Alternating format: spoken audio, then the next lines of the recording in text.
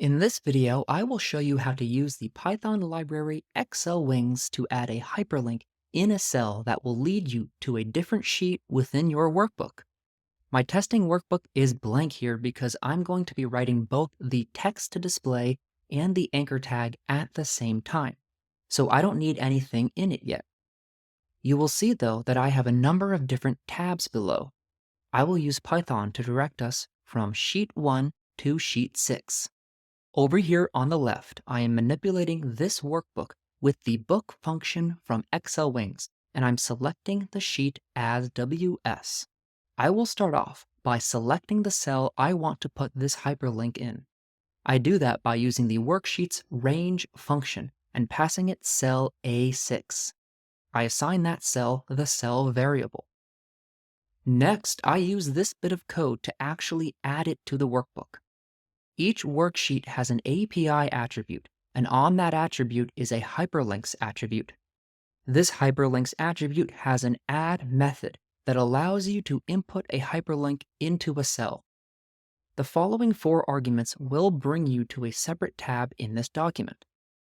The first is the anchor argument, and to this I pass the API attribute of the cell I want the hyperlink to be contained in. I next add the address to where I would like the hyperlink to take me.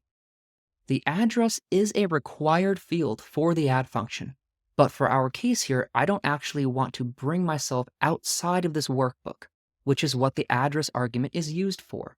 So instead of specifying an external workbook or a URL, I can just pass a blank string, which, as you can see, is what I am doing right here.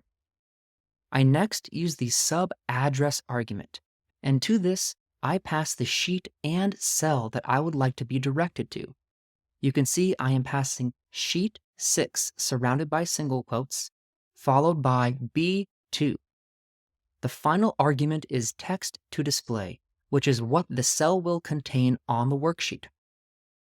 Let's execute this cell, and I am hitting an error because I forgot to add the comma after the address argument. So let's put that in and try again. There we go. We now have some text in cell A6.